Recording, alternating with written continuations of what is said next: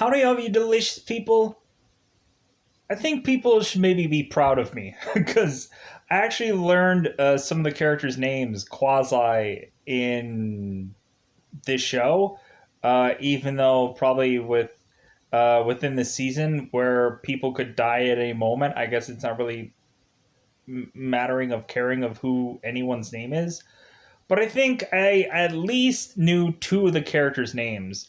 At least, I guess you can give me a pat on the back for that. I guess, even though everybody else, like, I really didn't care what their names were because like, basically, this season was the last season. There is no third season. There's a Netflix movie.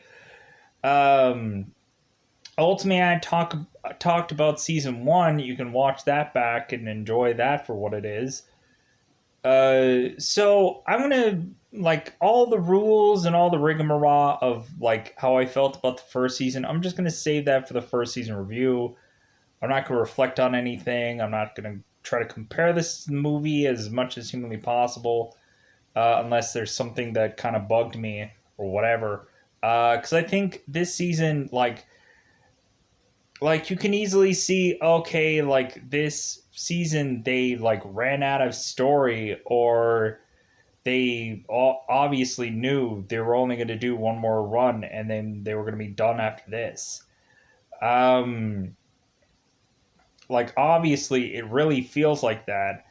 There's a lot of animated characters that are just standing around staring at things, and alien creatures are staring right back at them, and that it's a lot of that. Just a boatload of that. And it's really just, it seems like a lot of things were just kind of like copy and paste. It was just like, okay, we already have something that we can probably take from somewhere and just kind of fuse it in here. It doesn't really feel like there was original like thought putting into much of the aliens in this season. It was just kind of like, okay, we already have this thing that we can probably use from somewhere, some Japanese lore of some kind, and so let's kind of fuse it into this and say it's an alien, but it's just like, okay, all right, like, especially once we get to a certain a portion of this season. Um, so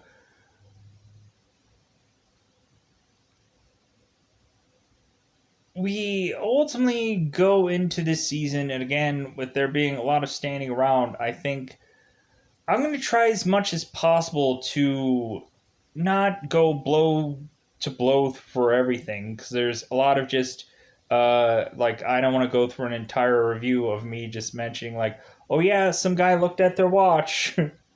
They read the newspaper, and I want to try to get this review done as quickly as humanly possible and cut through all the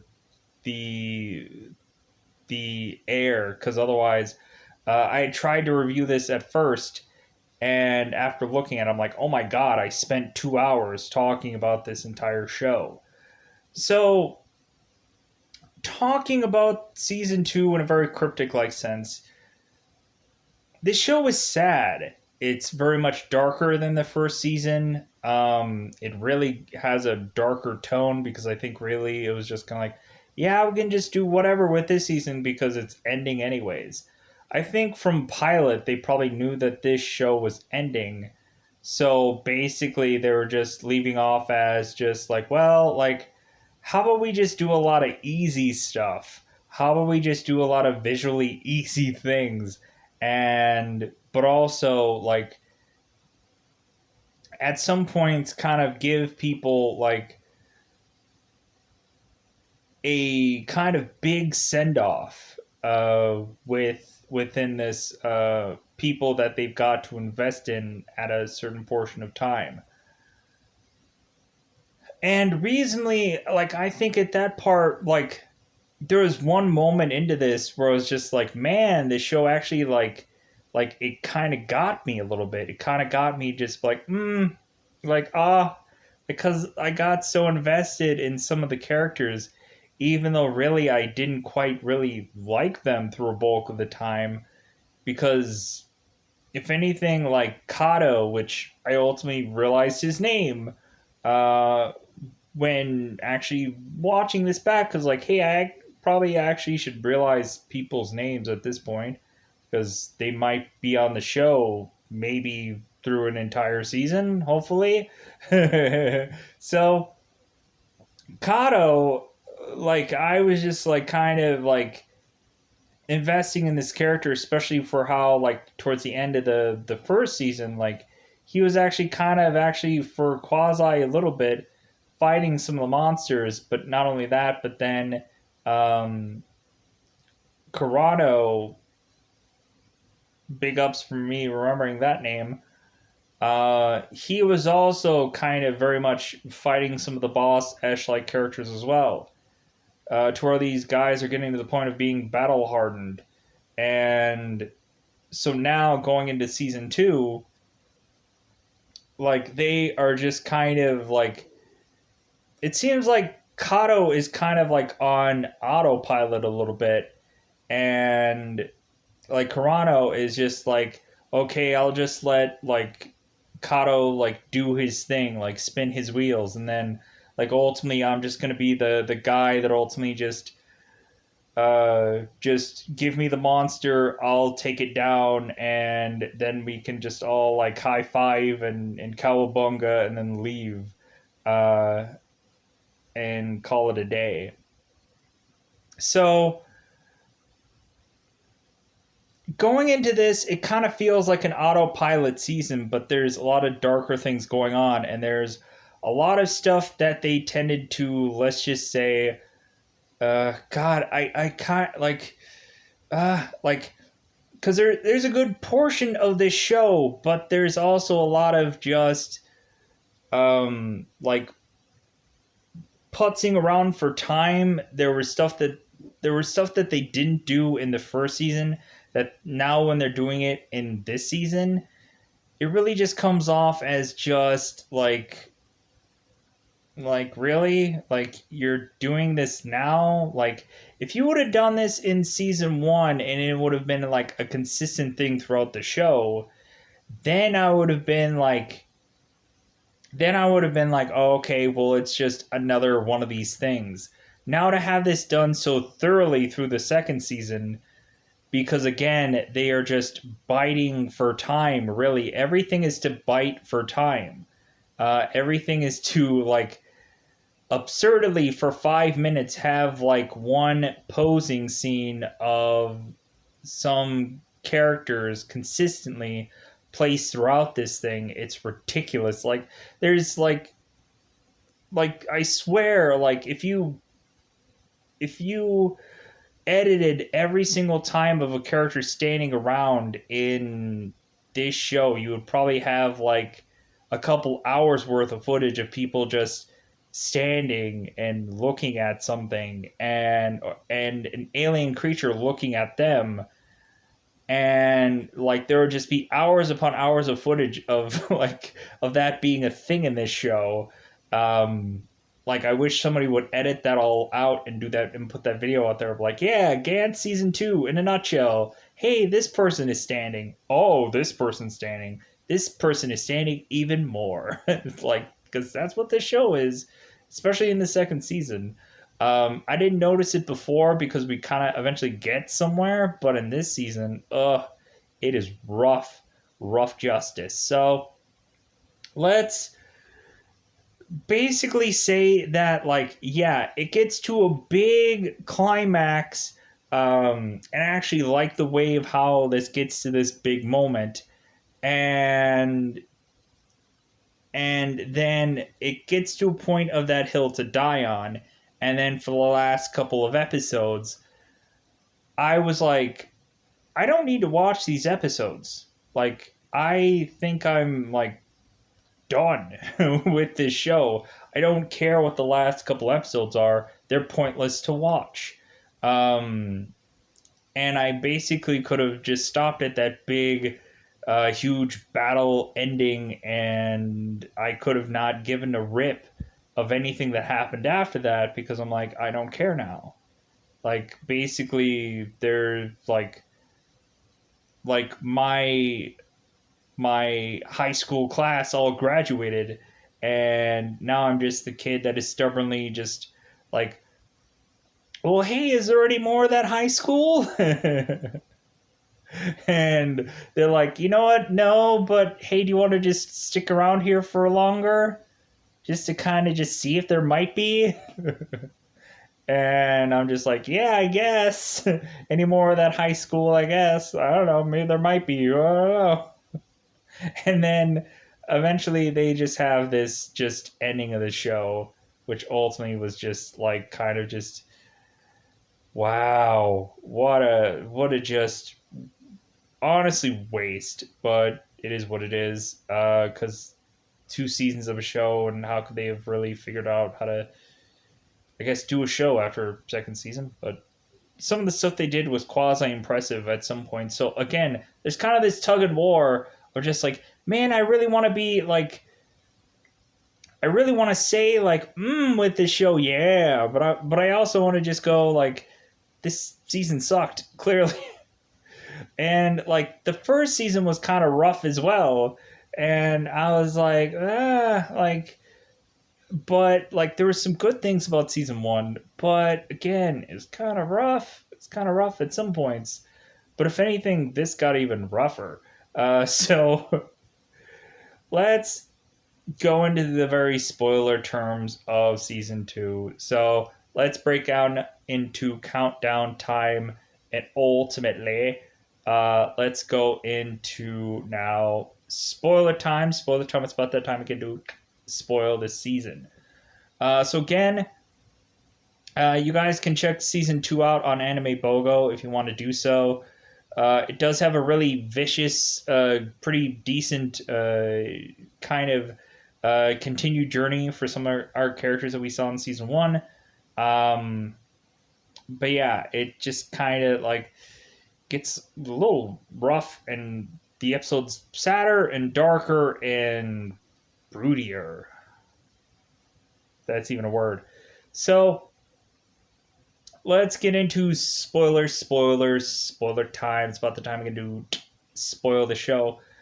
I wouldn't say that it's a bad season. I just don't feel that it, like, just the way it was done and shot, and I was just like, God, this is like, it felt like I was going back in time watching this show because of how like slow it was, to where I was like I'm kind of checking the pause button at some points, making sure that I didn't pause the show at some points, but the audio was still going on. I thought I was like having a tablet glitch or a device glitch. I was like, are people severe? Are people actually not moving for like like am I having some horrible glitch problems? No, it's just the show. People aren't moving anywhere. They're just they're having a lot of moments. So let's get into the very beginning of the show, the kind of interesting aspects. So we ultimately have Corona, or Corano.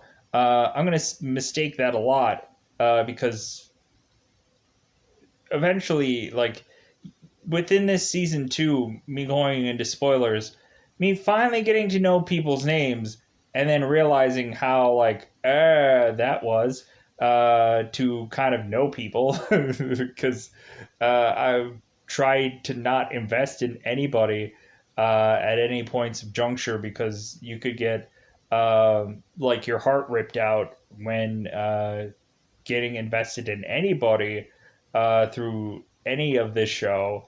If you liked anybody at any point in time, might as well not do that. So, recently, when going to the show,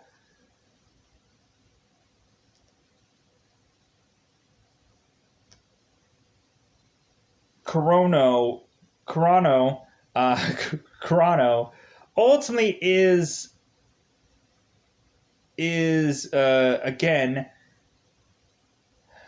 we get into the kind of the very last ditch effort of, like, they won their match and they're all going back to their respective homes, all sleeping it out.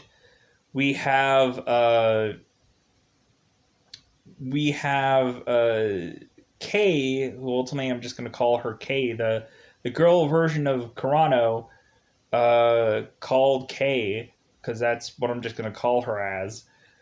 She ultimately mentions how great Kato is. Ultimately, Kato, the guy who is basically their leader, and telling everybody to get into their suits and everything like that.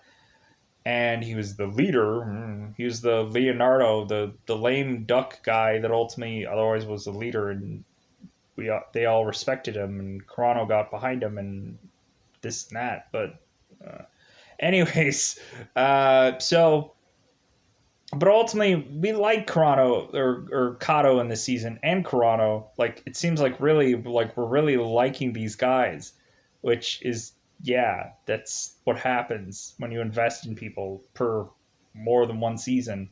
So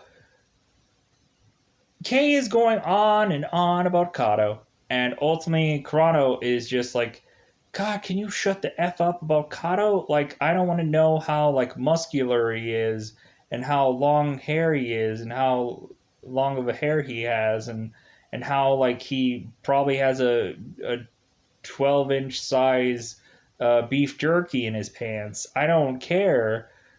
So basically, it gets to the point where like he tells Kay this, and he's like, could you stop talking on and on about Kato? Like, I'm trying to sleep. I don't care about Kato and how, like, magnificent he can be as a leader. I don't care.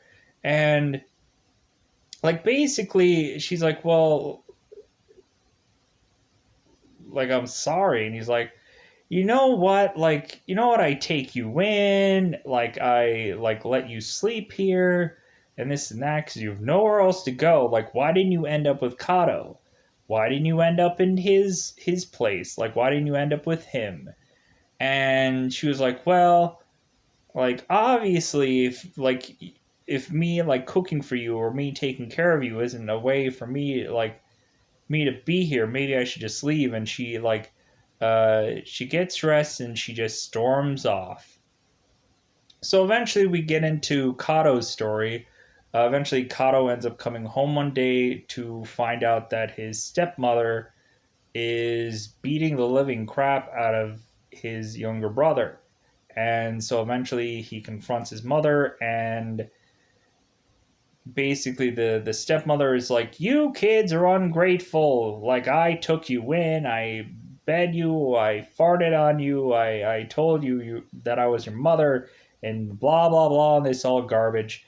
And so basically Kato was just like, you know what, like, I don't like that she like took a hand to my brother, so we're gonna leave now, and I'm gonna like afford my own apartment somehow.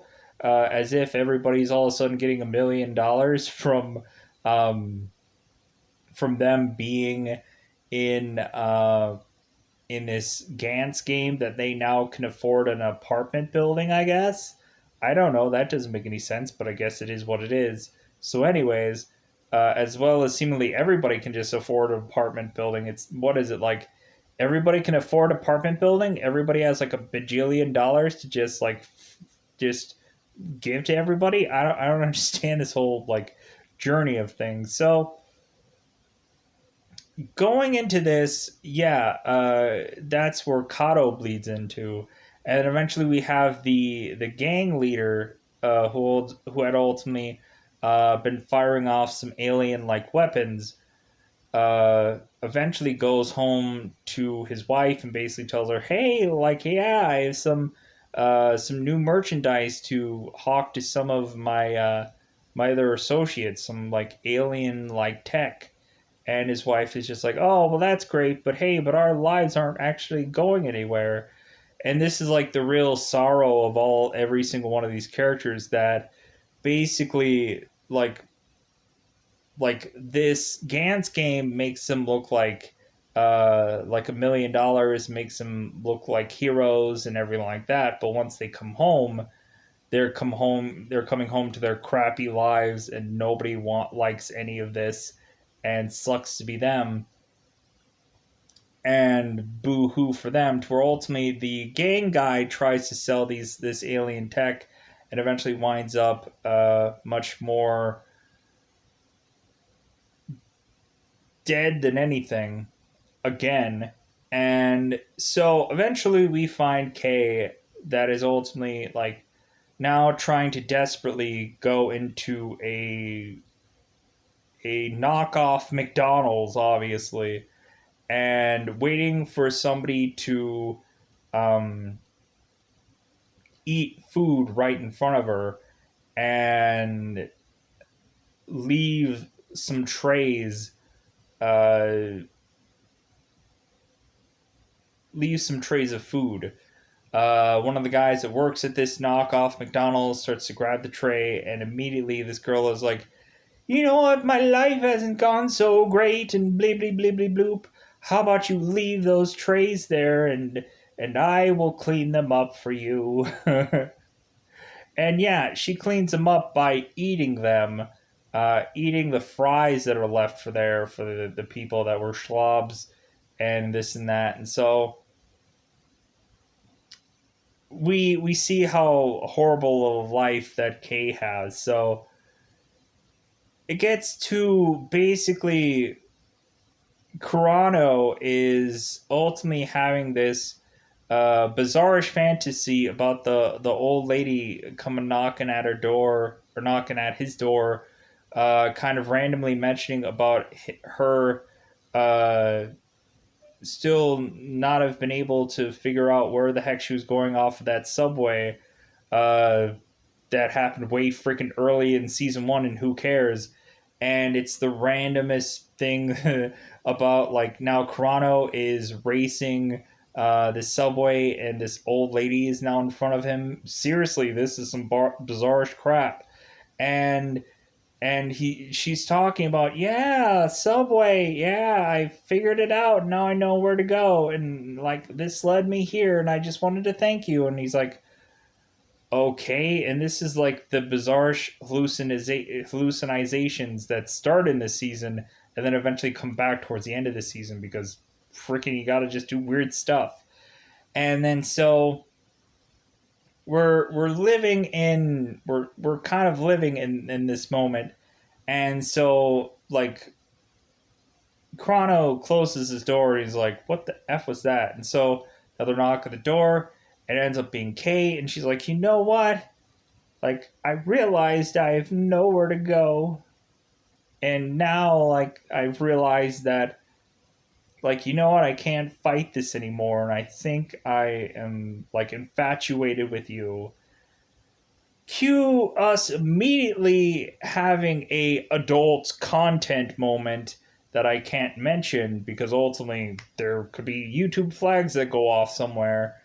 But we have adult content moment, viciously, aggressively adult content moment.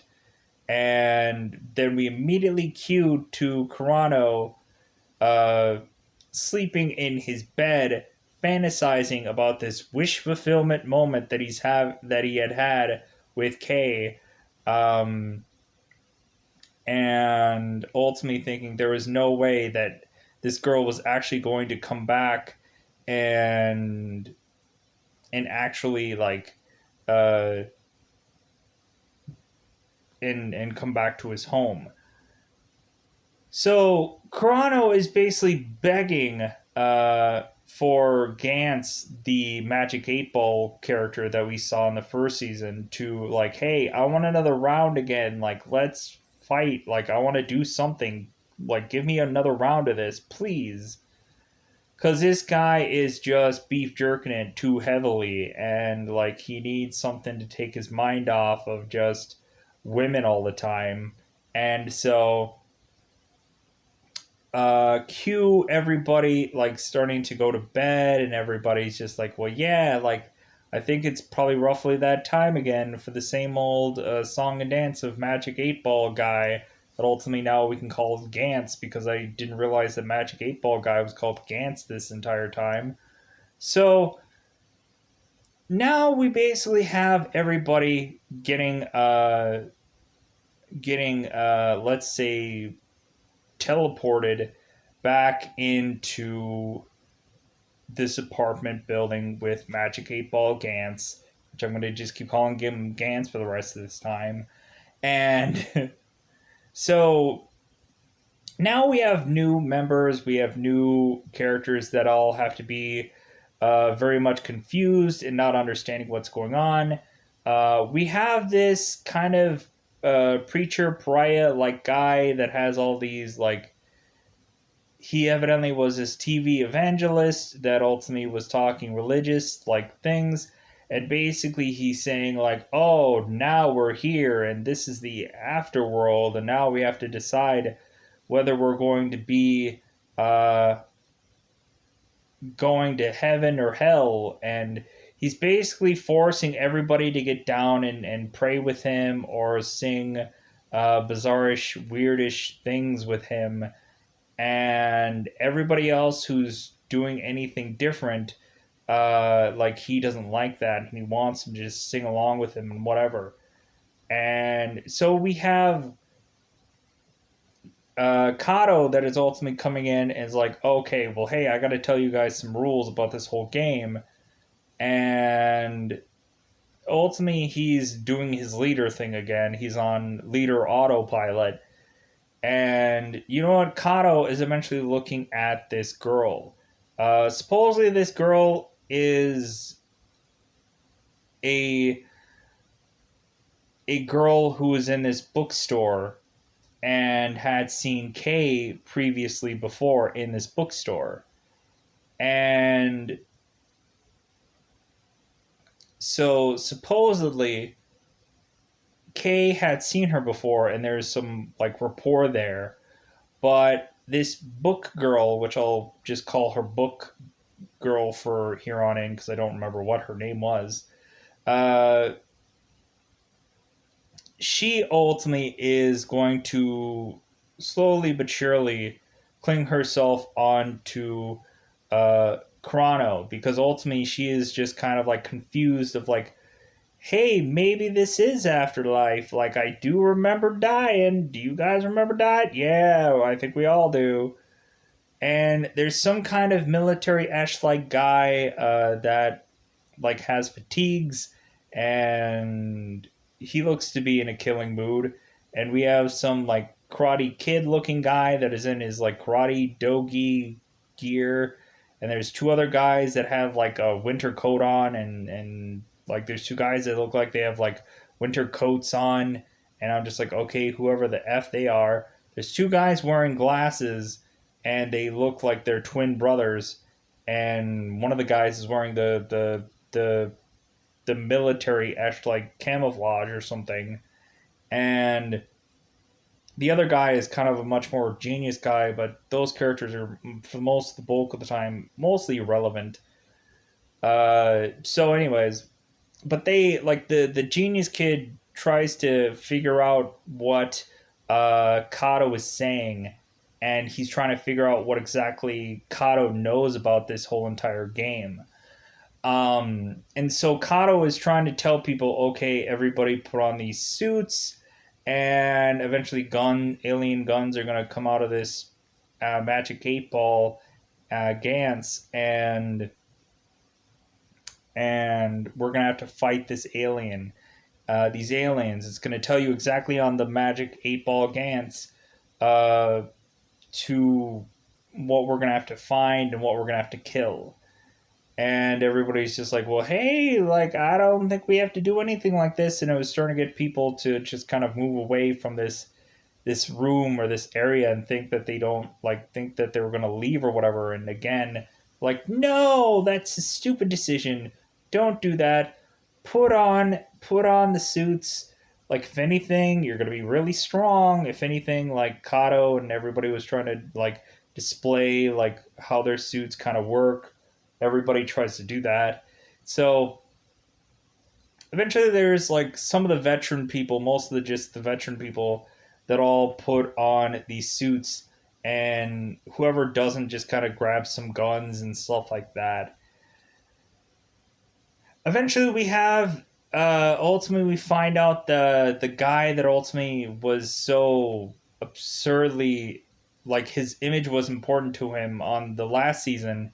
Like he wore his clothes over his black suit, his own clothes, because he was so concerned about his image. To the point where you see him in a movie theater and he is watching a commercial of himself because he's just that self-centered. I'm sure he is just a person that just went to this movie theater just to see a commercial of him, and eventually he finds out that the mysterious girl that kept hiding in this room in season one is ultimately stalking him now, and he's like, "What the f is up with this girl?" And to where eventually he sees her again in the room. And he's like, "Hey, girl, mysterious girl, looking at you. Don't know who you are, but I guess it'll come to that conclusion eventually because it has to." So, and we ultimately have the dog that ultimately still has his own suit on because dog. And so it gets to the point where everybody is gonna go on to this mission. Everybody is, even the stupid, well, not stupid, the guy that just kind of believes in his own belief system and beats to his own drum, is was at first going to try to sway everybody, but everybody was going to do what Kato wanted them to do, so he just, I guess, just followed them because why not? So they track down these monsters and they find out that these monsters, oh, these aliens, are statues, like man sized statues. And they're like, what the F is this? This doesn't make any sense. Basically, it takes them like 2 episodes seemingly to stare down these statues. They don't know what's going on. Like, hey, like, I guess we should just, like, supposedly they figure out some of the weaponry. They figure out that they have like a trap weapon. They ultimately call like X-ray, or they ultimately call like it like the X weapon or something like that. It has X in the title somewhere, like X gun or something. And then they explain like, well, hey, yeah, this trap weapon. They could have just called it a trap weapon. Uh, it supposedly can X-ray things, and then it also has this like netting that can trap a lot of stuff. Again, they could have just called it a trap. So they're thinking it's like, well, why don't we just net these statues and then call it a day? We have to remember within this season, because again, within civilians, like normal civilians that aren't tied to this game or uh, know anything about it, because how could they? They're going to stumble upon into this game while aliens are trying to kill these people, and they're not going to see a thing. They're not going to see any of the aliens. They're not going to see the. They're not going to see the players. They're going to see nothing. But ultimately, they're going to see some after blasting math things. They're probably going to hear some sounds, but other than that, they're not going to be able to know or hear anything because that's going to be coming into a factor eventually sometime here. So basically, what eventually happens is these statues eventually, once finally realizing, hey, we should actually do something, these statues all of a sudden absurdly start to grow in a big alarming like rate to a point of being a skyscraper sized like monster, like it's Stay Puft Marshmallow Man. They're 100 foot statue, but these statues are kind of like of like this um, of these like very like Japanese statuesque like figures, um, and so reasonably we get this stare off of characters are now just like, oh my god, these things are huge. How are we going to be able to fight them? They try to just like kind of just repetitiously fire randomly at the statues, and statue doesn't do anything. And we ultimately see that there's a green and then there's a red statued monster. There's two monsters here, and the red monster is just standing around, and lasering, doing something with his eyes, where it seems like he's trying to judge what people are doing, I guess. And so ultimately, while this is going on, we have a hobo that is getting killed by two kids. I call them two kids, but I think one of them is like 25, but who cares? Because it doesn't matter. It's irrelevant, but it'll come back somewhere down the line, so I guess it isn't relevant. But I'm just going to call these two kids bat boys, because the very first thing that I see them with are bats to smack around a hobo. So we have these two bat boys with this hobo, and supposedly they have the Gantz players uh, ultimately had heard about people about hobos getting killed over in this area, and evidently it must be coming from these people. So they're like, hey, yeah, maybe they must be trying to kill this hobo, and they're doing it basically right in front of one of the aliens. And so reasonably, they it seems like a lot of the characters are like firing around the hobo and the bat boys, trying to scare them off. Nothing's working. They're firing like 800 bullets around them, and nothing's working. They're like, yeah, what is all this bizarre ruckus going on? Yeah, all these weird mild fireworks, these bat boys are saying. Like, yeah, what's going on here? I don't know. I don't really care. So basically, it just gets to the point where eventually they fire so wildly that, like, eventually these characters just have to leave, just because I guess they just get annoyed. And so now it gets to the point where everybody is sick of waiting around. So Carano eventually just shoots all the way around this green statue's legs to where the legs buckle, and then eventually it topples over, and then he basically shoots both the arms, and then the arms dissolve and destroy, and then eventually he shoots the head, and then like green guy is done. So now they're gonna go to the red statue, and it's like, oh, okay, so basically the entire time while they're trying to like walk to get to these statues, eventually they find out that evidently Carano's teacher is having some affair going on, and whoopee doopie for that, who cares? But she becomes again an important thing for later on, which we'll eventually have to care about, which sadly enough we will. But anyways, so we go into now there being one red statue, and basically Chrono, after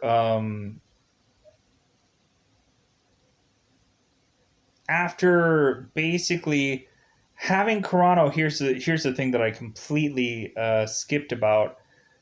While everybody was getting convinced that they should put on their suits and stuff this time around, um, having to try to convince everybody, Chrono had pulled the book girl to have a private session with her and kind of talk things out, to where she was trying to like come up with a consensus of what's going on, and she's asking Chrono, and she's basically almost like, well, like it kind of gets to the point where she like says something to the point of like, well, is there anything that I could really kind of like I can kind of do at this point? And ultimately the guy kind of mentions like, well, hey, um like you can like give me a good book reading, aka adult content.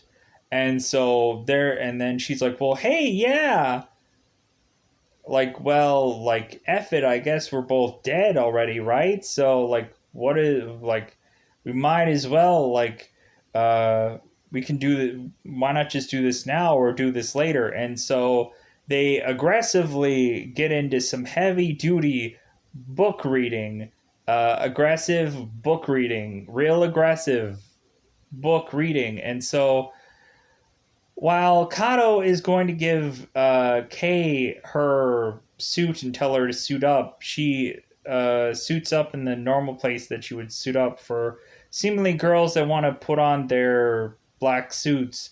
They always go into this hallway esh like thing. So she goes in this hallway to be met by um, adult content with with uh, Carano and the book girl aggressively reading a vicious novel. And she's like, "Oh, you guys are sharing a book together.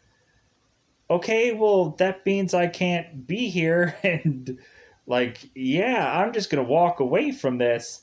And so now, like, we are back into this, and Chrono had killed the first green statue, and now he sits down, and the girl is kind of mentioning like, "Oh, maybe we'll have a like a white picket fence like life after this, and we're gonna go on a date, and I have my driver's license now, so maybe we'll drive around, and we'll have fun." And Chrono is just like, yeah, I guess it sounds great, but ultimately he's not committing to everything because at any moment anybody could die at the end of all this.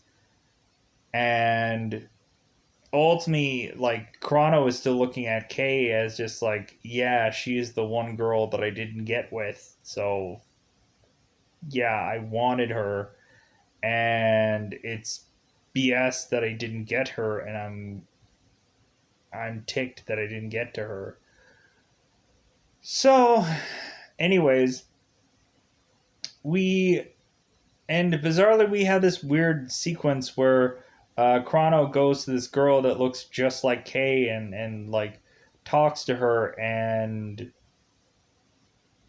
it's freaking weird. These hallucinations, it makes no freaking sense.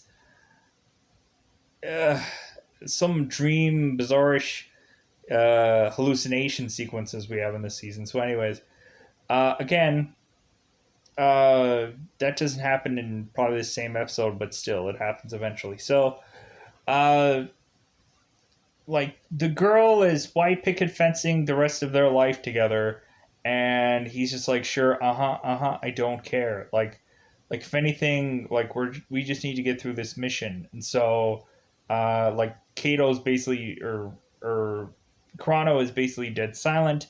I'm probably gonna call Kato at some point because pronouncing and whatever. um but yeah, so ultimately, again, everybody's standing around for a million years, and so uh, Chrono is just like, you know what? Hey, that red statue was just standing around there, so F it. How about we go and kill him? So he eventually runs to the red statue, and the red statue just like takes a statue stick and pushes him off to the side.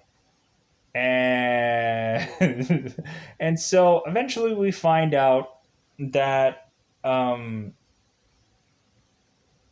that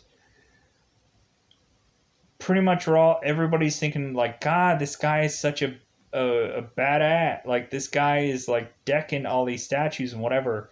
To the point to where this red statue is like not taking crap from anybody. He's like grabbing people, and at some point he's gonna like kill some people and this and that. But he's grabbing Carano, and so ultimately like Kato is basically telling people to all like blast by this guy's feet or all blast at the same time. He's like trying to figure out how to where to like tell them to blast everywhere, and direct them to just, oh, everybody blast at his head, blast. And they're like, dude, there's no way that we're not going to hit Kato. We're not going to be sure if we're going to be hit Kato. So This is stupid. This is pointless. So at some point, we have a sniper come in, and like this sniper guy, for some random reason who I forgot existed, shoots half of the head of the red statue, and then eventually that um, like gets to the point to where they start taking red statue down, and it basically breaks down in the exact same order that they took green statue guy down. And so after this, they think that okay, everything by this point should probably be done. So ultimately, they realize that there are still things on the map. So we have model guy who had went to the movie theaters and saw Mysterious Girl. Um, like at some point, we got to where here's one thing that I left off at. Again, we're gonna pedal back a little bit because I guess it matters for story. The red statue had lifted his foot up, and basically we found the Chronos teacher and some guy are having an affair, and they need to talk about it right under the foot of this red statue, and ultimately we have it to where the black suit characters are all going to grab this foot to keep it lifted up for these people to continue to talk. To where the model guy, I'm just going to call him the model for the rest of the time now because I don't know who he actually was, but he was the model to be assumed that he was probably gay. But surefire enough, like we never could confirm that until eventually it seemed like we could actually confirm that to the point where it eventually just becomes pointless or too late because the way the show goes. So we ultimately have model guy who is basically uh, him, Kato, and all the other black suited characters are all holding up this foot, screaming at the teacher to shut the f up, and I don't care about your story. Like get out of the way. I don't care. Like stop talking about your cheating agenda. I don't care about your affair.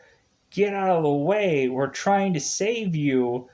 And ultimately, the teacher and the affair guy are seeing cracks in the ground, and it seems like uh, stuff is crumbling around them, and they finally realize that they should freaking move their butts.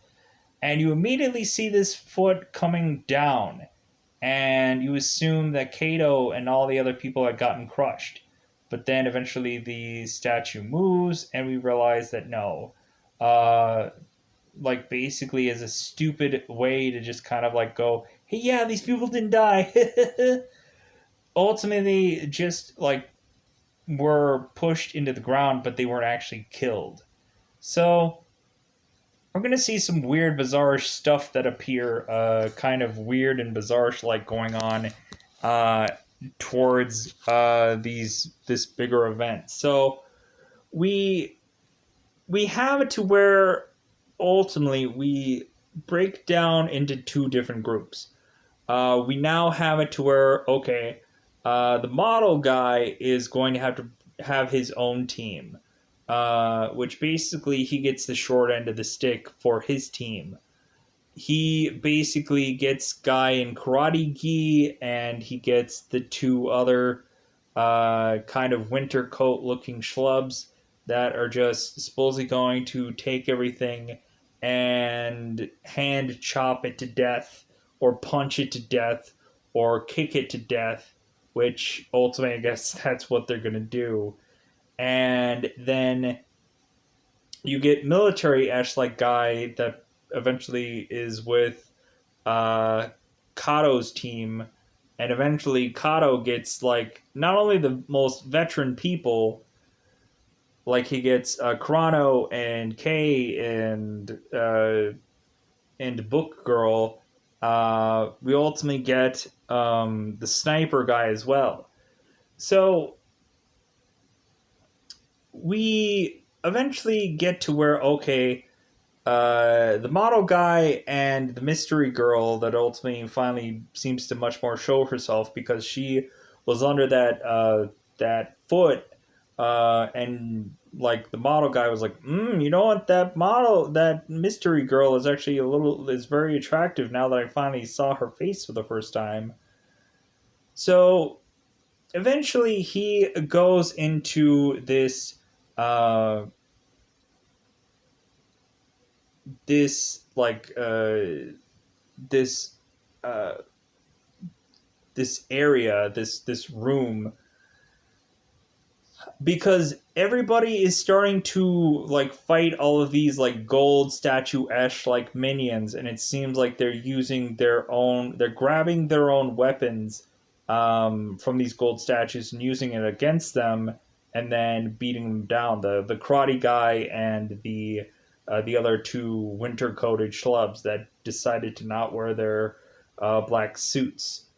And so basically, we have the model guy and the mystery girl that eventually realize like she really likes him. She finds him attractive, this and that. Eventually, they hug, they kiss, and it's like, ooh, wow, great, this is awesome.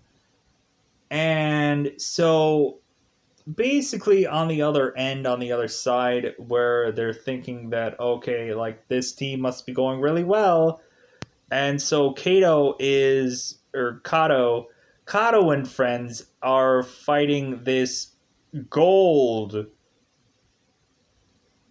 Stay Puft Marshmallow Man sized statue.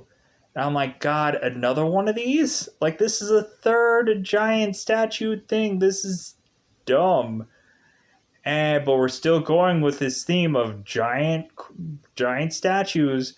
So they are never again gonna have to have like a Megazord like moment where they all Voltron themselves into a big Pacific Rim like giant mech thing to fight said statue. No, like basically they eventually uh, just take this thing down with just firing enough bullets at something.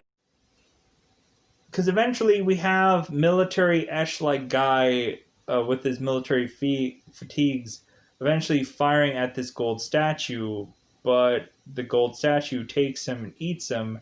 And so Chrono realizes that like he's gonna get eaten and then fire his way to kill this thing, and like that's how they're gonna defeat this gold giant statue.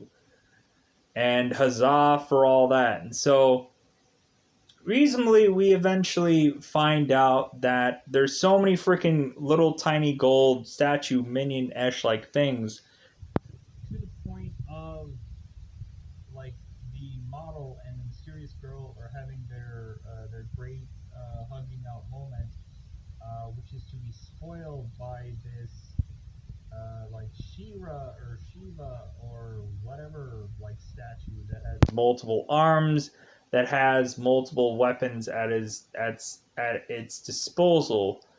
I'm gonna call this character like the alien that seemingly never ends, because this thing is just unbelievable. And there's a lot of mechanics to this thing. It's a lot to just kind of go into and describe. So reasonably, this is gonna like, if anything, I'm gonna try to describe it, but it might not come off well. I'm being easy about that.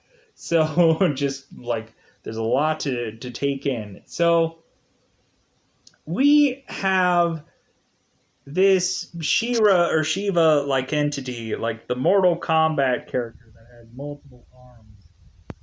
But this multiple arms, like, there's a lot of stuff that holds a lot of things, but then there's also like there's a normal hand arm. There's one arm that holds a sword. Like, it's a Swiss Army knife of death.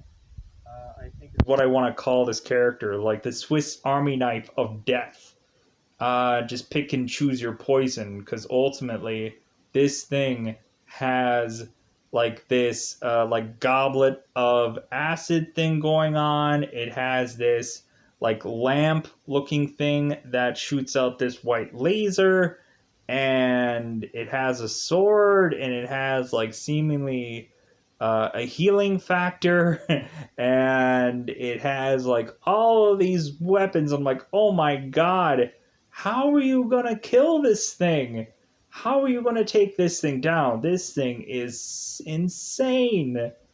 So, reasonably, the karate guy in his karate gi is going to take this statue on first. And this statue leaves this karate guy like like a Stretch Armstrong like approach. Basically knocks this guy's head and neck into his back to where like it's basically just like this weird bizarre Stretch Armstrong thing going on with this guy's body. It looks really warped and bizarre. It makes no sense, but it is what it is. And so eventually the other guys that are just like, I guess we kind of met our match.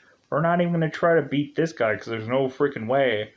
And so ultimately, they run to the people that are hugging that out and tell them, yeah, hey, this guy. And so they go out and basically they get um, like the model guy and the mysterious girl. They basically just get laser or acid like chopped in half, and basically the Shira thing, the Swiss Army gold statue of death, basically just lasers, slices and dices through the two winter coat guys, and they did once they come back because they run to go get Kata. And his team to just be like, yeah, this Swiss Army guy of gold death is gonna kill us. This guy is really some real going on. And when they come back, they basically end up dying. And eventually, so Kata and Corona or Corona, um, Corano are now assessing the situation. They had the model guy and the mystery girl, like they knew them for like 2 whole seconds, so they really liked them, and they're seeing them on the floor, dead and hugging one another, and half of them are gone, and so basically they're mourning and consoling this loss because they evidently like spent a whole entire night with them once. And she's telling him, it's like, well, hey, like we're gonna work through this, and like if anything, like Kato, you're gonna be strong for us all, and blah blah blah blah blah. So everybody's just kind of like frozen, like looking at these bodies, and they're just like, oh my god, like there is so much death. We've never seen so much death from our own like teammates who actually seemed like they actually had some real like they kind of took this as like a nothing thing, that they thought that they were just going to kind of finish up and be done with all this, but instead now we have Swiss Army statue of death that is really just like, whoa, this is unexpected. So Kay and Kato are having their moment, which is ruined by Swiss Army gold statue of death throwing out its goblet of acid, and so throw the acid that lands on Kay, and half of Kay melts away, and Kato is hugging onto the top half of her, and they at some point kissed. They at some point like were in a relationship and whatever. Like everything was gonna go smooth. To where ultimately Kato had asked Kurano at some point if him and the other girl, the book girl, were gonna be going steady, and he's like, "Dude, I don't want to think about that right now. Like, I just want to think about this mission and then just be done with it." And so ultimately, yeah, like he had like been holding on to the top half of her, and so immediately, Kurano is just in utter rage for like he had wanted a slice of that pie as well, and now she's dead, and he's like, and now he's in a brutal rage to go after said Swiss Army knife gold statue, and this thing like takes his freaking arm and his leg, and so eventually, like Kato, like uh, takes Kay and like sets her down, what half is left of her, and then eventually takes care of Kurano, um, kind of takes care of his leg and his arm, and eventually like Kurano is telling Kato like you have to end me. You're the only like you're the only one like that could do this because like for how long we've been friends and this and that together. It's like come on, like you need to do this for me. And Kato's like no. So Kurano is basically just left there to what we were to assume to just die because what else could he do? So Kato leaves to ultimately go get the trap gun because ultimately he had left it somewhere. And he gets stopped by some gold statued minion. And the gold statue minion is just sitting on his chest. And so, cue us being stuck here for seemingly multiple minutes, having Kato just having this gold statue sitting on him.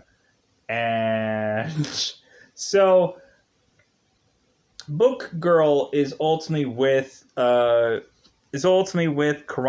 and basically telling him it's like, hey, everything's gonna be fine, everything's eventually gonna work out well. We're gonna have that date and everything's gonna be fine. Um, and so ultimately she is just hoping against hope that everything is still gonna work out. So basically she's telling him, well, hey, if something happens to me, I have this book. It's a really important book called Pan's Labyrinth that I had ordered. I want you to go and pick up that book because I guess that was the last thing that she was ever really going to do before going into this game, because she died, and so reasonably she was like, well, that was the last thing I was ever going to do. And I never got to finish it. So that was the last thing that you could finish for me. So ultimately, he's like, sure, fine, whatever. Like, I'll get your book. So ultimately, realizing he was thinking that he was going to die. So it was like, yeah, whatever. Okay, sure. Um, so we have Swiss Army Gold Statue of Death that is coming out here, and now this character is just kind of staying around again because every alien has to do that. And like this alien is kind of getting cocky, he's kind of talking smack, and like it's getting to the more like okay, these aliens are actually for once speaking English. It seems like it's getting to that point. It only took him a million years, and so eventually our book girl decides, okay, like, you know what? I took like an hour's probably worth of like karate, like, or kickboxing. You know what? How about I fight this Shira Swiss Army knife of death monster?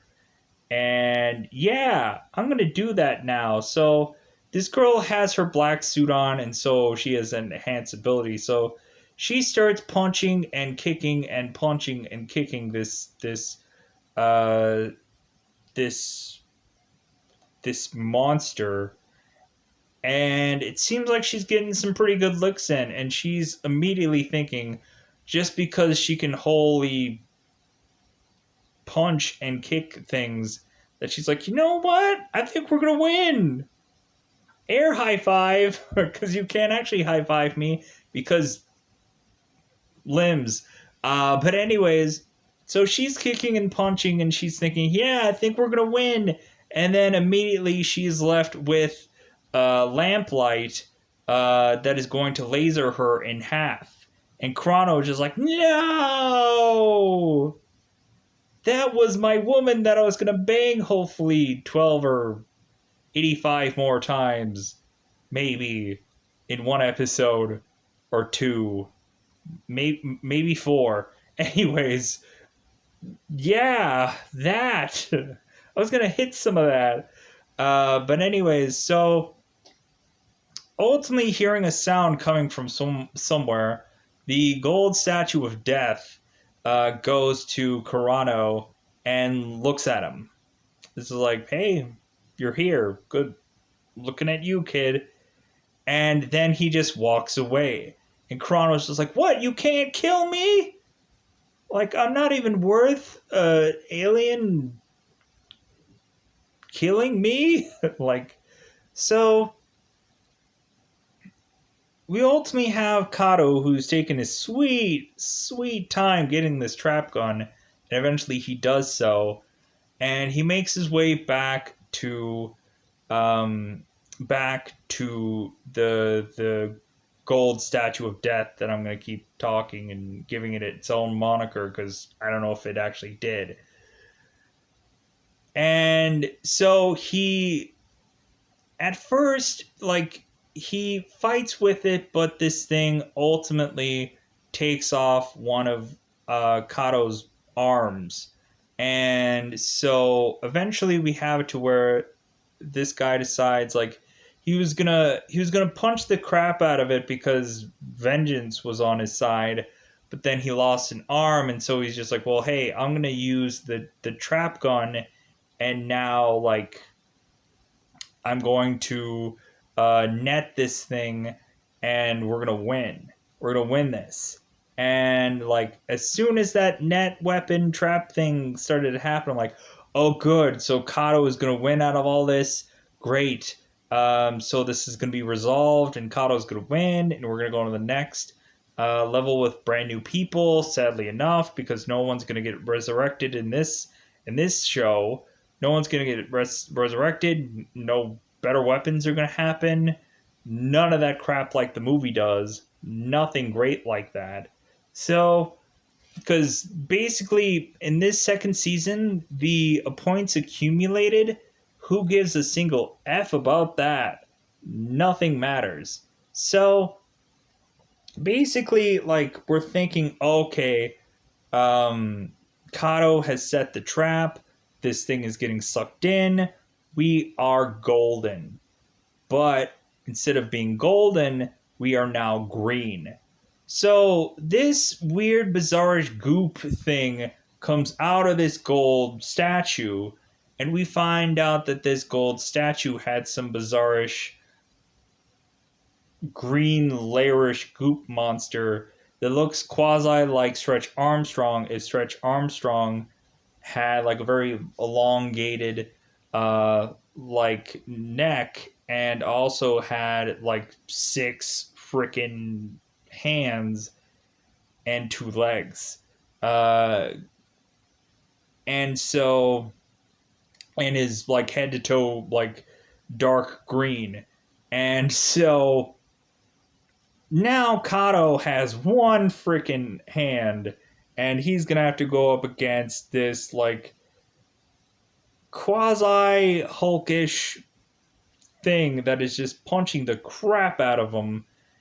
And so Kato just decides to, eventually he remembers that he can't get the trap gun, so he like does this whole like little spin move to ultimately he realizes that one time he had cut off the arm of the gold statue, and that arm had a sword with it. So he grabs the gold sword and starts cutting away like chunks of this um, green alien. And all the while, this green alien is intimidating. It's basically telling him, it's like, hey, what about the loss of your girlfriend? And him remembering about her death and using footage again, and reusing footage, because we got to do that a lot in this season. So basically, Kato just starts chopping this thing down with one arm and chops off his head, and that is what finally freaking kills this thing. And we're like, oh my god, is it over now? Is it over? Are we sure? Like, maybe stab it 85 more times and maybe it'll be over. The only problem is, this thing, before it dies, takes Kato with it. I'm like, no! Kato is dead? No! No with that. And so, yeah, Kato dies. And I'm like, what?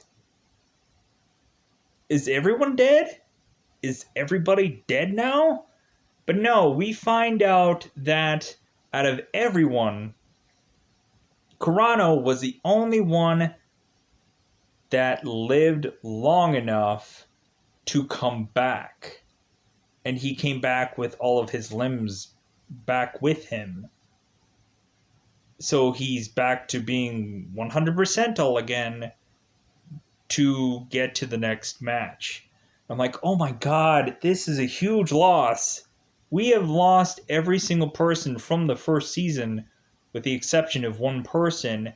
And now we have to go with an entire team of new people, and we have to retell them all this crap all over again. And we only have a couple episodes left of the season. And so I'm like, freaking great. So now we're going into Kurano and him mourning the loss of his friends to the point where he points his gun at the Magic 8 Ball and wants Magic 8 Ball to bring him back his friends. Bring them back! I need them! I want them! Bring them back! Bring Kato back! Because he doesn't know how he's gonna, like, do this without him. And so, like, we find out that Gantz is just some human with some oxygen, like a breather on his face, and like inside this 8 ball, and I guess that's what Gantz is inside that thing, which looks freaking weird. And so, anyways, like, Kurano is just grief-stricken.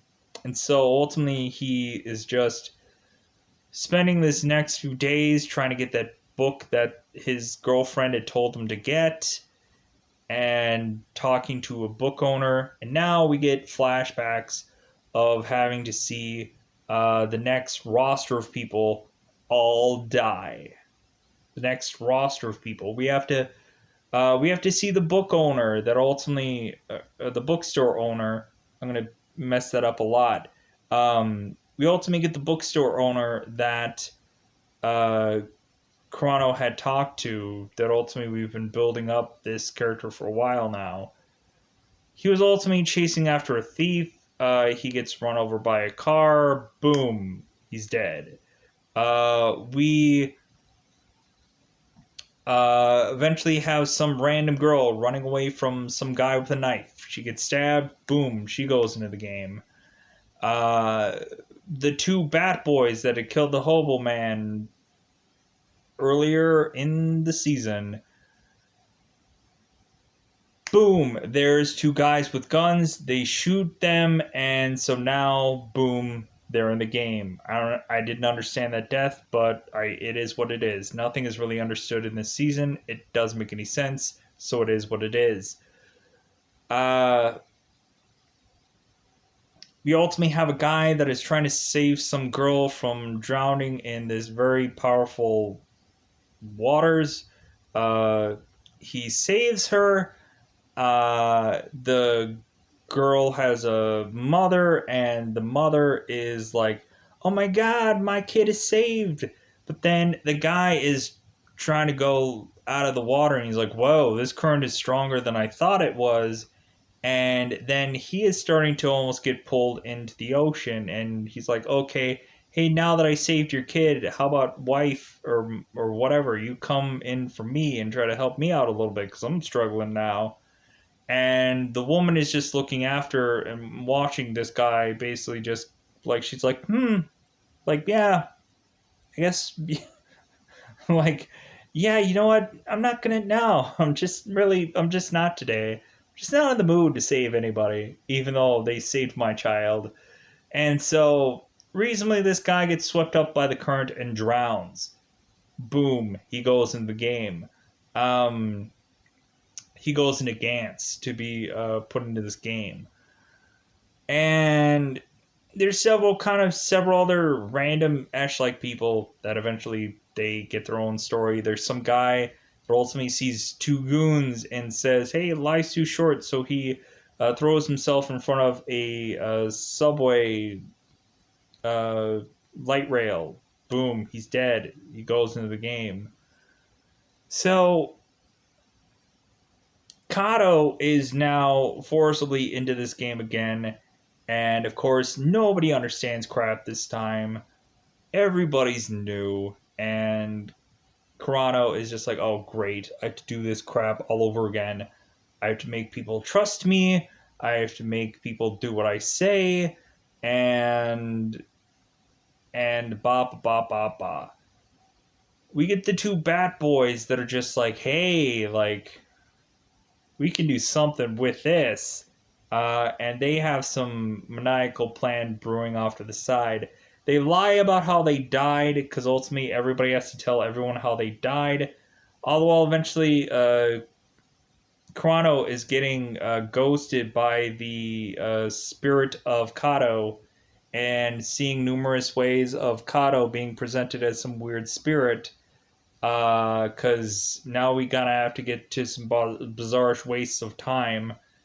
And so everybody is also, once they're having a fear of death, or they all have to go through again their re-scenarios of how they died through, again, wasting of time. Every single one of them have to remember how they died again, and talk about it again, even though we visually saw how they all died. So again, wasting more time.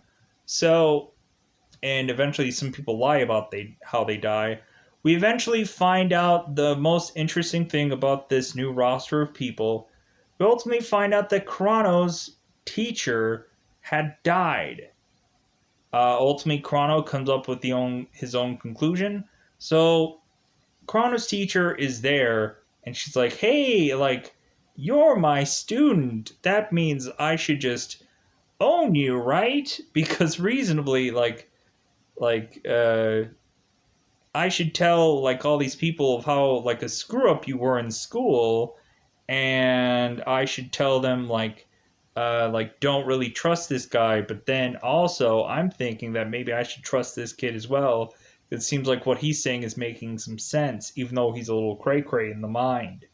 So the kid is trying to explain it to all these people because he's the only one that has a very goofy outfit on. And people are throwing that joke in there like, "Oh, hey, you're cosplaying? Who are you cosplaying as?" And he's like, "No, like, this is a suit that you're supposed to wear." Eventually, the Magic 8 Ball thing is going to pop out some suits and some alien guns, and you got to grab all those and make sure you put all your suits on. Do it. And ultimately, Kurano is not a leader, so basically he's like, "God, why isn't Kato here?" Because ultimately he would tell everybody all this stuff. He would be in like leader autopilot mode, and he could easily tell everybody what all to do, because Chrono is trying to like give people little things here and there, but like he couldn't do it half as well as Kato could. And he ultimately doesn't really care to tell anybody anything, because it's really just like, dude, you won't believe me if I told you. Like, you won't believe anything that I say. So reasonably, like, do what I say, but you're not going to believe it anyways. So eventually it gets down to the ticking of, okay, who is the next alien? Let's hear what the next thing is. And so eventually they find out the next alien is not an alien at all. It's Carano that they have to kill. And everybody's up in arms like, whoa, why are we having to kill this guy that was telling us all this stuff? Doesn't make any sense. What's going on? And Carano is like, what the Gantz? What's going on? Like, what the F? Like, I guess they had probably ran out of all the aliens to kill, so now they just have to kill all the last players now?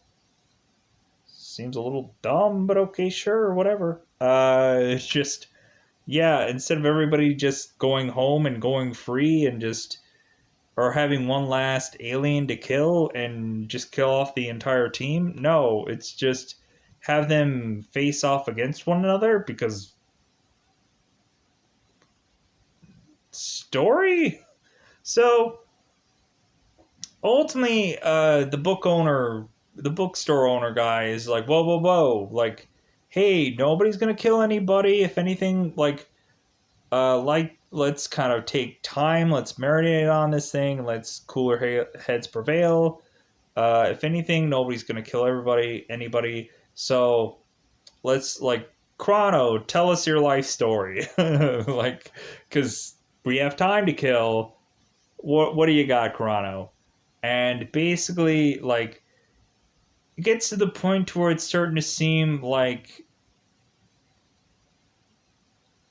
they're wasting so much time. But eventually, the two Bat Boys that have their master plan about killing every single one of these people, because Bat Boys figure that, well, they're already dead anyways, and the people that were supposed to come after them, they know that they're already dead, so who cares? Like, basically, we're in the clear.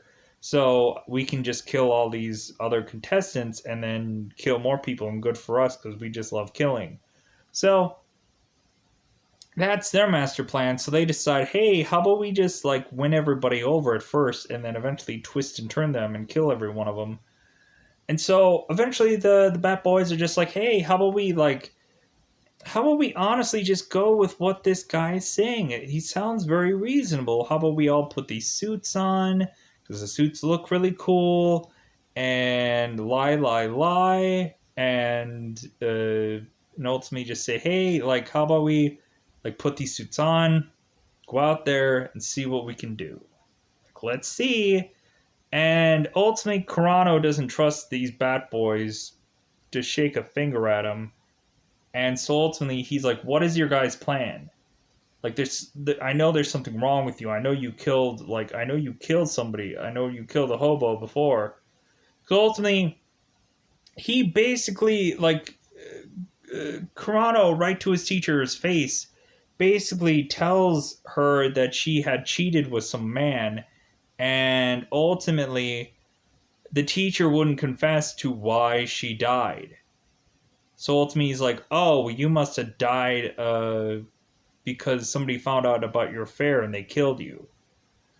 And she's like, oh my god, like how do you even know about my affair? But how, like, and so she's spilling all this stuff, and it's like, ooh, yeah, like he like that is the one trust moment where she's like, yeah, he figured this out. I don't know why, but he figured it out. So anyway, it would be kind of cool to like have all the sins out in the open, like as if everybody knew all the dirty secrets about all these people. And they, like, it would be interesting to have had this way played out through every episode, where you would find out the next person getting killed, and you would always find out about their dirty secret, while the Gantz players were were trying to kill some alien. That would be interesting. I wish that would have been set up like that every single episode. That'd be kind of interesting a little bit to see some side stuff that you wouldn't understand why it become important until later on. But anyways, so everybody's getting their things on, and everybody's just waiting for to not do anything because they're not going to kill Corona or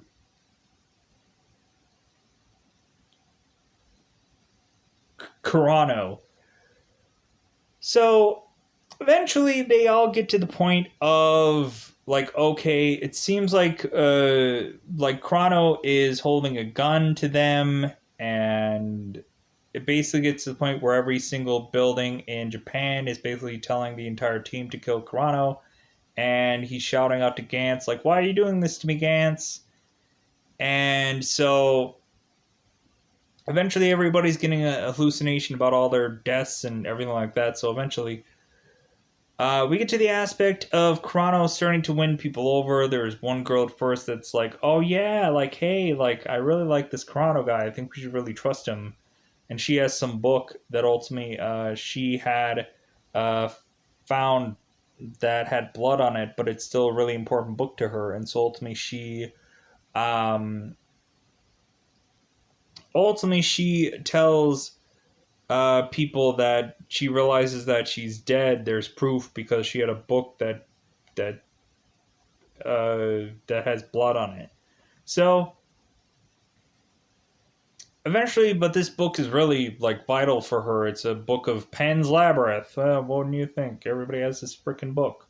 So she eventually, at some point, drops this book and has to come back for it. But moot point. So eventually, it pushes everybody to start kind of like they eventually like don't understand what to do, but it seems like they're not going to kill Chrono. They're on his side, and they're trying to like talk this over. Eventually, it gets down to the point where like Chrono eventually tells the half of the group to not believe anything that the two Bat Boys say because ultimately they had killed some homeless man. And ultimately, we have it to where the Bat Boys grab the girl with the book and are now threatening, like, "Hey, like we don't want to kill her, but hey, we're gonna like, like, don't start throwing accusations and stuff like that. We're innocent and whatever." So it gets to the point where all of a sudden the teacher is starting to realize, you know what, like he knew about my cheating and it seems like he's a good enough student. You know what? Maybe there is some real thing about this, and she points the gun at them, and it's like, you know what? Like he is right, because before these two Bat Boys were trying to kill Chrono, and like they tried to take him out when he was in this elevator, but didn't work, didn't kill him. So eventually they're at this like standoff, and Carano grabbed the girl that wanted that had the book. She dropped the book, and so eventually she's telling Carano, she's like, I gotta get this book back. And Carano is like halfway through the end of this building, and he's like, are you serious right now? You seriously need to go back for this book? Is it life altering? Is a life altering book for you? And she's like, yeah. It's like it was a book that I had when I died. So Chrono has to go all the way back up to get this book, and he's hearing his teacher just talk things out and kind of come to his Chrono's side. And so eventually it gets the aspect to where everybody eventually comes to Chrono's side, and now the Bat Boys are the villains. And so it just gets to the point to where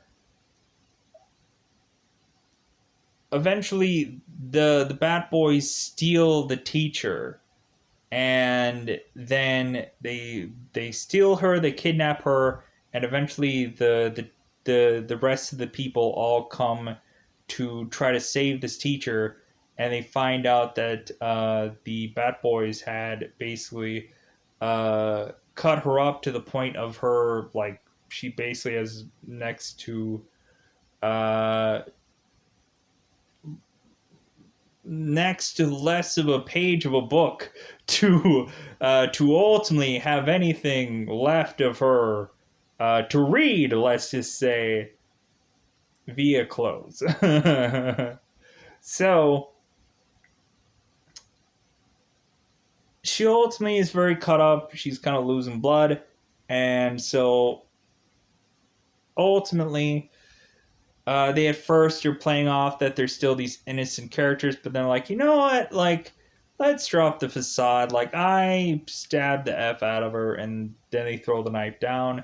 So eventually, the teacher runs to Corona because eventually he tosses her into him, and she admits that, like, hey, like, I'm sure at one point in time that you probably like fancied me and thought I was attractive, and like that that made me did that really did make me feel good at one point.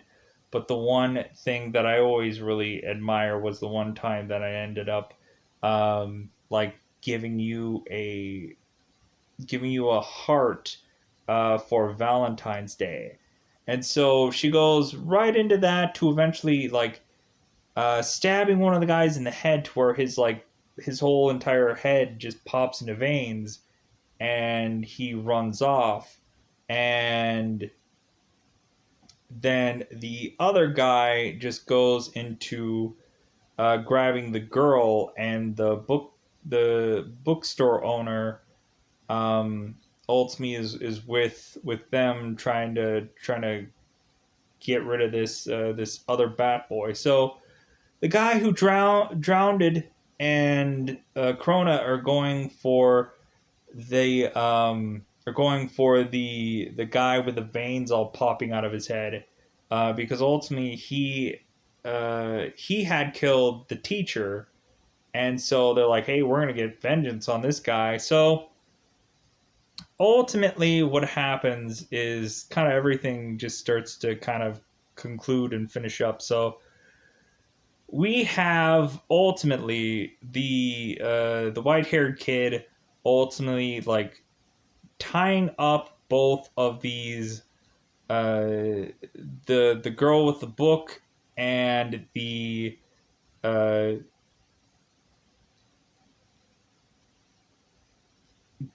the guy who is the bookstore owner. The white haired kid slaps a grenade into the bookstore owner's mouth and tells him to not wiggle or he'll release the pin. Ties up the girl and starts whipping her, I guess, or whipping, like beating her or whatever. So eventually, the bookstore owner just releases the grenade pin, and eventually he just takes himself out of the equation. And so eventually that leads us to understanding where Corona's venture goes into. So these guys, instead of doing any alien weapons, they just have normal human weapons now. So the guy with the veins popping out of his face eventually just fires away at Corona, and the guy who drowned jumps in front of Corona as a human shield to save him, and he gets shot up in the process and dies. Corona eventually leaps for this guy, tries to kill him, succeeds, but ultimately the guy with the veins all over his face um, presses a bomb. Bomb goes off, completely explodes this entire building to where everybody in it all dies. And that's how they end this show. And I'm like, are you freaking kidding me? You basically lead off with there just being a white slate thing where ultimately if they were to ever reboot this thing, it wouldn't matter. Like those last couple episodes didn't matter. If anything, what they could have honestly done is had a lot of, they honestly should have, in the first early couple episodes they could have had a like a montage of them um kind of going through some days where it's just whoever they had, and they could have introduced new people. It's just no, like just keep with the same number of people and just keep doing like montages of them fighting um, monsters and winning, and then get to the big cliffhanger ash like moment, but then kill everyone off. And you could have left at the Swiss Army knife of death character, and you could have had Corona still win, and or you could have killed them off, and that would have done everybody and resolved everything.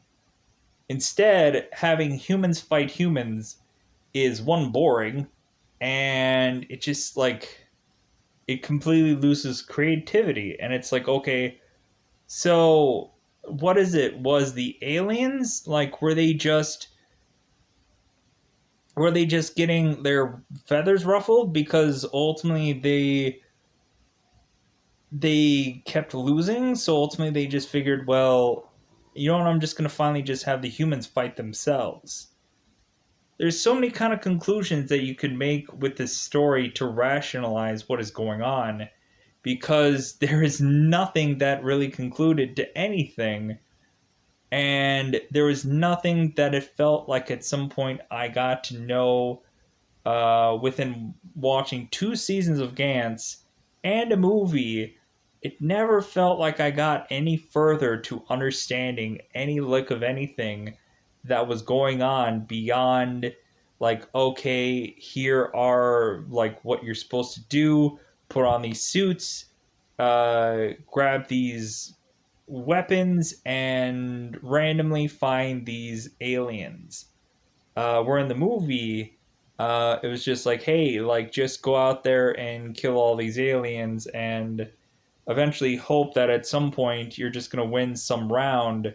But it seems like this is a round that never ends because monsters keep popping up like repetitiously. Where in the show, like basically there's just like a couple of like one monster here, a couple monster here, and then like eventually it's like, oh, okay, we're done. Like it seems like a very odd. I don't know if it was a very good like acceleration. It was just kind of like it seemed like we had like one monster and then two monster and then three monster, and then all of a sudden we started just like all of a sudden like here's like 24 monsters and 85 monsters, and then it's like, okay, we had big giant statue ash like monsters and no like big giant like Gungan or mech thing that anybody could get into to fight said statue monster, and this made no sense. Like there should have been like an escalation of these Gantz characters, and they never did. They never had it. I guess the movie was to showcase eventually what this show wanted to get to, but never did. Never had the money to, or probably had some drawing board like things that eventually they were going to get to at some point. But they thought, I guess, towards the end of this, they were going to try as much as possible to give some kind of Attack on Titan kind of route, but it didn't really quite get that interesting. It kind of really dragged on and got fairly just long-winded and fairly boring in the second season, and sadly enough. So I think that's all I wanted to say for an hour and almost 40 minutes, so I'm going to get out of here. I try to condense all my thoughts down as much as possible, and because this was like at first like a 2 hour review, so ultimately I kind of beat that. So yeah, there's probably a lot more that I could ultimately talk about this season. There's probably some stuff that I forgot about, as well as there being numerous names that I quickly forgot about because a lot of people freaking died, and at the very end of this, this just became like an everybody dies at the end of this. There's no like, it would have been, it's okay if this show didn't have a happy ending. I was like, well, it has an ending, but the ending sucked.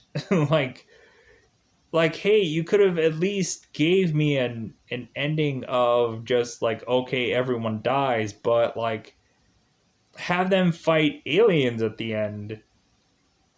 Like what is the reasoning for humans fighting humans at the end of this? But like on top of that, like there's a lot of dark, gritty things going on in this season. So, anyways, I'm just gonna get out of here because I'm otherwise gonna keep talking for 2 hours. So, I'm gonna get out of here. Goodbye, everybody. Bye, everybody.